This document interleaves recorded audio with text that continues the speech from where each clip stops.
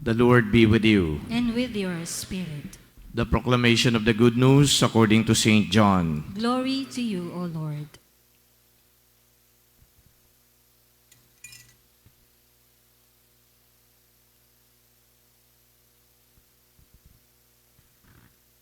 Jesus said to the Jews, "You sent emissaries to John, and he testified to the truth. I do not accept testimony from a human being, but I say this so that you may be saved. John was a burning and shining lamp, and for a while you were content to rejoice in his light. But I have testimony greater than John's, the works that the Father gave me to accomplish. These works that I perform testify on my behalf that the Father has sent me." The good news of our salvation. Praise to you, Lord Jesus Christ. Magandang umaga po sa inyong lahat. At muli po, welcome sa National Shrine of Mary, Queen of Peace, mas kilala po sa pangalang EDSA Shrine. Pwede po ba na ngitian naman natin o di kaya batiin yung pong mga nasa periphery natin o katabi natin bilang pag-welcome din sa bawat isa? Yan, pakibati po sila. Good morning. Okay. So at least po, that's one way of making us feel that we are a community of faith, a family of believers. Kagabi po, meron akong kaibigan na tumawag. Siya po ay nasa California at sabi ko, 1:00 ng madaling araw na dito. Sabi niya, ba't gising ka pa? Kasi tumawag ka. Sinagot ko yung tawag mo. Tapos mamaya ka ako, 5:30, meron kaming misa. Ano yung misa? Sabi ko, umpisa na ng simbang gabi. Umpisa na ba? Mabuti naman at di-remind mo ko. Bukas pala magsisimba na rin ako. Okay, nasa California, meron din sila na simbang gabi. Ang mga Pilipino, sila naman ho ang gumagawa po nito. And then yung tanong niya, 5:30 ng umaga, sa EDSA Shrine ba, meron bang nagsisimba ng ganong kaaga? Kayo na ho magpapatunay niyan. Meron ngang nagsisimba. At sabi ko, hindi lang basta nagsisimba, mas marami-rami sila compared to the ordinary Sunday or weekday kasi nga ito ay simbang gabi. Di ba pag simbang gabi, marami talagang mga Pilipino ang tumutungo ng simbahan para makiisa sa mga pagdiriwang. At kaisa kayo ngayon sa pagdiriwang na ito ng sambayanang Pilipino, ng sambayan ng nagpupuri at nagpapasalamat sa Diyos. Amen. Ang simbang gabi po ay hindi naman talaga tinatawag na simbang gabi. Ang tawag po dito originally ay Misa de Gallo. In the 16th century, ang mga Spanish friars ay nag-introduce ng ganitong custom. Ito ay bilang pagkilala nila sa ginagawa ng mga Pilipino na madaling araw ay gumigising upang tumungo sa mga bukirin para magsaka o di kaya to tend to their, to their farms. Gagawin ng mga Pilipino noon, pupunta ng simbahan at mag-aalay sila ng panalangin. Wala pa ho noon na misa. Nakikita lang ng mga pari na meron pumapasok ng simbahan at sila ay taimtim na nagdarasal. At nakita ng mga pari na dito lang naman, gumigising to ng maaga, much better na siguro na magdaos na tayo ng misa. Kaya, that gave rise to Misa de Gallo. Yung gallo is a Spanish word for rooster. Bakit naman pumasok yung rooster doon sa misa? Kasi nga madaling araw, ito yung pagtilaok ng manok, gumigising na yung mga Pilipino, pupunta na ng bukid, sila ay magsasaka na, kaya Mass of the Rooster. So pero, nung pong mga panahon na yon, ang ginagawa nga ng mga kababayan po natin, nagdarasal ng pasasalamat. Nag-evolve yan. Ang pangalan na ngayon ay simbang gabi, hindi na Misa de Gallo. At yung mga dasal ng karamihan po sa atin, palagay ko baka hindi na pasasalamat. Meron ngayon na, kumbaga study na ang mga Pilipino daw kapag nagsisimbang gabi, naniniwala na sa loob ng 9 na araw kapag nakumpleto nila ito, the Lord is going to be very generous to them. And the Lord is going to respond to that person's petition. Ano yung mga petition na dito? Mukhang nakalimutan na yata yung thanksgiving. Kasi karamihan, puro na hingi. Karamihan, puro na request. Karamihan, puro na pakiusap. Pero, ayoko naman po na i-undermine yung ganung paniniwala. Ang totoo po niyan, hindi naman lahat ng hinihingi ninyo sa loob ng 9 na araw ay pagkakaloob. Sabi ko nga po sa misa ko kagabi, 7:30, ay meron akong kakilala, more than 50 years na nagdadasal, di naman sinagot yung kanyang dasal. Ano ba yung kanyang dasal? Na siya magkaroon ng jowa, magkamapahanggang ngayon, wala pa rin. Hindi pa rin siya nagkakaroon ng boyfriend at magpahanggang ngayon single pa. So that means, hindi po lahat ng hihilingin ninyo ay ipagkakaloob. And that's the truth. Some people maybe are just so blessed that when they ask the Lord for something, ay tinupad talaga ng Diyos. Kaya sila ang ngayon nagpapatunay na, alam ninyo, effective talaga yan. Kapag sa 9 na araw na kumpleto mo, ay di ka bibiguin ng Panginoon. Thanks be to God, because that person indeed received whatever it is that he was asking the Lord. Pero sa iba naman, hindi. But that's not, make that an issue, because the Lord gives whenever it is time for Him to do something for you. Ika nga, in God's time. Alam naman natin yan, in God's time. So my friend has been praying for 50 years in God's time. Maybe yung 50 years na yon sa Diyos, baka napaka-short lang nun. Pero sa ibang tao, yung 50 years, sobrang tagal na nun. Does it mean that the Lord does not respond? No, it doesn't mean that way. The Lord responds in His own time and in His own way. Madalas po napapakinggan ninyo yung ganyang mensahe. So wag nyo nang kontrahin, because that's the truth. That's a fact. Meron pa nga ho dyan, hindi lang naman humihingi at hindi na pagbibigyan at naghihintay pa rin. Yung pong mga matutuwid na tao, sila yung mga mababait, sila yung tipong wala namang ginagawa na kalokohan kumpara sa iba. Sila yung hindi pa nabibigyan ng biyaya. Biblically speaking, tingnan po natin si Job. Alam niyo yung naging buhay ni Job. He was a righteous man. He was really good. He was kind, a very loving family, a very loving father to his family. Pero anong nangyari sa kanya? Napakatindi ng pinagdaanan niyang pagsubok. Nawala yung pamilya niya, ari-arian niya. So imagine, a righteous man, a good man, and as if wala siyang natanggap na biyaya galing sa Diyos. So ganito yung dynamics ng buhay. Ganito yung kumbaga intricacy at complications ng buhay. It is very complicated at very unexpected yung pwedeng kumbaga mangyari sa'yo. But then, kailangan ba na huminto na lang yung buhay natin? At kailangan ba na ihinto din natin yung ating pakikipag-ugnayan sa Diyos? Yung relationship ba natin sa Kanya should stop simply because we have not gotten what we want, what we have requested from Him? Palagay ko hindi. Relationship with the Lord should continue even though the Lord may not respond yet. Even though the Lord seems to be deaf. Diba? To our pleas for help. Maghintay lang tayo. Yung 9 days pala na yon, it is not so much about the Lord responding to our petition, but it is so much about ourselves. Ano yung about ourselves? Para sa atin ito, kasi ang paliwanag nga kanina doon sa introduction, ito ay paghahanda natin sa kapanganakan ni Kristo. So this is not about the Lord, again, responding to our cries.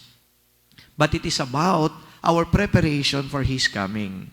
Kaya itong pagdalo ninyo sa misa, this is one form of spiritual preparation. Yung spiritual preparation, you listen to the Word of God. Okay, listening to the Word of God. Yung pinoproclaim dito, kasama na rin yung homily ng pare. Nagkakataon din, baka yung homily ng pare, di nyo nagugustuhan. Baka nagkakataon, sa palagay ninyo, yung homily ng pare, hindi substantial o kaya meaty, hindi relevant. Yung hubang ibig sabihin yan ay, hindi kayo spiritually na-prepare. Kasi yung homily ng pare ay, hindi ayon sa panlasa ninyo, hindi ayon sa gusto ninyo, kulang, may hinahanap kayo, it doesn't mean that way also. Kasi ang mahalaga dito, yung pong salita ng Diyos sa pinoproklama, yung pong ginagawa ng pare, pang-enhance na lang, complementary yun, para madagdagan ang inyong kaalaman, para ma-inspire kayo, o di kaya ma-challenge kayo. Now, talking about challenge, ang gusto ng karamihan, ang salita ng Diyos, kasama na yung homily, dapat inspiring. Many people are actually pining for that. They look for priests who will inspire them. That's why, hinahabol nila yung mga paring ito. But you know, the truth is, yung pong salita ng Diyos, hindi lang nagbibigay ng inspiration. Ang salita ng Diyos, nagbibigay sa atin ng challenge. Kaya kung halimbawa yung paanyaya ni St. John the Baptizer, if you recall, the second Sunday of Advent, John was a voice in the wilderness, shouting at the top of his voice, "Prepare the way of the Lord, make straight His path." Anong sinabi niya dito? Magsisi na kayo sa inyong mga kasalanan. Anong ibig sabihin ng magsisi kayo sa inyong mga kasalanan? Hinahamon ng bawat isa sa atin na i-embrace natin ang Panginoon. Talikuran yung mga bisyo, talikuran yung mga kasalanan, at maging matuwid, maging mabuti tayong tao. That's a challenge. It's not something that inspires us. Pero yung iba, ayaw nila sila ay china-challenge. Gusto lang nila yung mga feel-good messages. Sometimes, when you listen to the Word of God, these are not feel-good messages that you can find. Ang meron dito, hamon. Hamon ng pagbabago, hamon para magpakabait, hamon para matuto tayo na magpatawad, hamon ng pagpapakumbaba, hamon para tayo ay maging mapagbigay, hamon para tayo ay maghasik ng kapayapaan sa mundo, ng kabutihan sa mundo. Imagine. These are not things that merely make us smile, na parang nakakataba ng puso, na parang binavalidate ka, mapapakinggan mo pa parang nagsalita na yung Diyos, parang hindi ako umaakma doon sa sinasabi niya eh. Kasi instead of being peace builder, ikaw pa siguro nagiging sanhi ng gulo. Instead of being reconciling, sobra yung pride, nananatili ka, di ka talaga makikipagbati, di mo talaga, kumbaga, lalapitan yung mga tao ngayon kasi mataas ka. So kapag tiningnan mo yung sarili mo, based on the message, baka nga hindi ka may inspire, bagkus manlulumo ka pa. Manlulumo ka dahil kapag tinimbang mo ang sarili mo, okay, based on the Word of God or the Word of God as a standard, parang kulang yung timbang natin. That's the Word of God. So the role now of a priest is to enunciate the message, but at the same time, pose the challenge. Pero yung sa mga pagdiriwang natin ngayon, alam mo yung challenge, nanggagaling na mismo doon sa mga personalities na binabanggit sa banal na kasulatan. John the Baptizer was mentioned here in the gospel. Again, what was the message of John the Baptizer? Reform your lives, make straight His paths, prepare the way of the Lord. So ngayon yung pagsimba, that's one way to spiritually prepare. Ngayon, ano yung challenging part dyan? Yung binanggit ko kanina, imagine, coming here early in the morning. Yung iba nga po dito sa inyo naghihikab pa oh. Yung iba nga dito sa inyo, inaantok pa. So dapat nagpapahinga pa. But that's a challenge that you have to overcome because you want to spiritually prepare for the celebration of Christmas. Yung iba sa inyo, hindi man inaantok. Yung iba sa inyo, nagpunta na sa pari para mangumpisal. Another way of spiritually preparing ourselves for the celebration of Christmas, the birth of Christ. I'd like to emphasize that. Yung pangungumpisal, alam niyo yung pangungumpisal is something that is lost on us. Because you know why? Hindi to assumption This is based on observation. Lalong-lalo na kapag nakikipag-usap sa mga tao, may question pati sila dyan ba't naman kami lalapit pa sa pari? Di naman kailangan na mangumpisal sa pari. Kahit naman sa Diyos, diretso ko na sa Diyos, kailangan kong gawin yun, okay na yun But the institution of the sacrament is not done by the church herself. It is done by the Lord. Whatever you bound on earth shall be bound in heaven. Whatever you loosed on earth shall be loosed on heaven. And then sinabi pa, "Go therefore and make disciples of Christ, baptizing them in the name of the Father, and of the Son, and of the Holy Spirit." At bumayo kayo para magpatawad ng mga kasalanan. It is the Lord telling His apostles to do that. Ibig sabihin, mangumpisal tayo sa pari. Ibig sabihin, kailangan ng pagpapatawad at instrumento yung pari ng pagpapatawad ng Diyos. Again, confession is another way to spiritually prepare ourselves. But you know, yung confession nagiging tricky. Why? Because when a penitent goes to confession, parang hindi niya rin alam kung anong i-confess niya. Ano yung fenomeno na yan? Lack of the sense of sin. Remember that phrase. Lack of the sense of sin. Na parang hindi mo na alam kung kasalanan ba yung nagawa mo. Parang wala ka ngayon na kumbaga ay appreciation na nagkasala ka pala. Kaya pagdating mo doon, parang blanco. Father, di ko alam kung anong sasabihin ko. Parang dami-dami kong ginawa. Pero hindi naman niya ma-enunciate. Hindi niya masabi. Because this phenomenon is actually happening right now. Lack of the sense of sin. Ano yung ibig sabihin nitong lack of the sense of sin? Very obvious yung binanggit ko na wala kang kaalam-alam na nagkakasala ka pala and you still believe that everything is okay. Kaya you don't need anything of that sort, the sacrament of reconciliation. Ano yung antidote dito sa lack of the sense of sin? Yung pinaka-basic, listen to the Word of God. Because the Word of God tells you what to do. And whatever it is that you do not do, based on the Word, ibig sabihin kasalanan yan. Binanggit halimbawa, thou shall not kill. Pumatay ka ba? Hindi naman. Thou shall not steal. Nagnakaw ka ba? Sabi mo, hindi naman. Thou shall not bear false witness against your neighbor. Nanira ka ba? Sabi mo, hindi naman. So at least, meron ka ngayong basis. Meron ka ngayong guideposts para masabi mo, nagkakasala ka. Pero yung lack of the sense of sin emanates from not knowing the Word of God. From not knowing the teachings of the church. Kaya kapag nagsimba tayo, at least dito napapakinggan natin, nare-refresh tayo, ito pala yung mga dapat gawin. Kapag hindi ko nagawa, yan ako pala yung nagkakasala. One way also to spiritually prepare ourselves for the coming of the Lord. But of course, ang dami pa ho nating gagawin. Ang dami pang invitation, ang dami pang challenge. But the good thing here is, andi dito kayo, you submit yourselves to the celebration, the liturgy that we are having right now. You submit yourselves even though medyo mahirap, pagising sa umaga, magta-travel pa kayo papunta dito, hahanap kayo ng parking, tapos yung homilya ni Father, napakahaba pa, wala naman tayong napapakinggan at napupulot. It's an ordeal of sorts. But then it is not about the priest.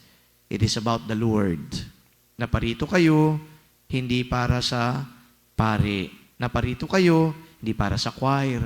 Naparito kayo, hindi para sa lectors, commentators. You came in here for the Lord. Because it is the Lord who's the reason for all these celebration. Wala namang simbang gabi kung di naman pinanganak si Jesus. Walang magmimisa ng madaling araw kung di naman pinanganak si Jesus. But we have this tradition, we have this custom, a beautiful one, a meaningful one, because the center of the celebration is Christ. So thank you for coming because you want to meet Christ.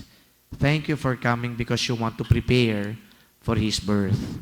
Thank you for coming because you want to be one with Him.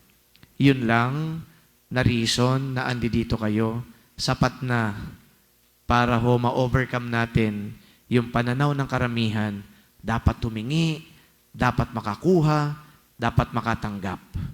Dapat andi dito kayo because you want to meet Christ and you want to thank Him for the blessings you received. Panghuli, dahil binanggit ko ulit yung blessing, some people think that not all of them receive blessings from the Lord. If they look at their life, they would feel that their life is so miserable. But you know, even in misery, there is this God's blessing. Simply because, even in miserable situations, napuprove natin ang pananampalataya natin sa Diyos. Even in those miserable situations, nakikita natin ang ating longing sa Diyos. Kasi yun ang totoong Kristiyano. Hinahanap niya ang Diyos sa lahat ng yugto ng kanyang buhay. You look at the poor around you. You look at those people begging for food, scavenging for food. We would think that miserable ang buhay nila. Pero kapag kinausap mo sila, meron din silang hinahangad. Hindi lang pagkain, hinahanap din nila ang Diyos. That longing, that pining for the Lord, I think is good for all of us. Kasi kapag kinalimutan na natin ang Diyos, doon lalong mawawala ng saysay ang buhay natin. But because we still long for Him, there you have it. God will give meaning to our lives. God will give meaning to our existence. Kahit na mahirap ang buhay, kapag nariyan ang Diyos, sobra pa sa sapat ang Diyos. Claim it, brothers and sisters. Kahit wala na mga ina-expect natin, material man yan o pinansyal, basta nariyan ang Diyos, sobra pa siya sa sapat. And then St. Paul tells us in the scriptures, if God is with us, who can be against us? And today, in this celebration, I pray that when you come in here, truly may you meet the Lord. Because if the Lord is with you, who can be against you? Amen.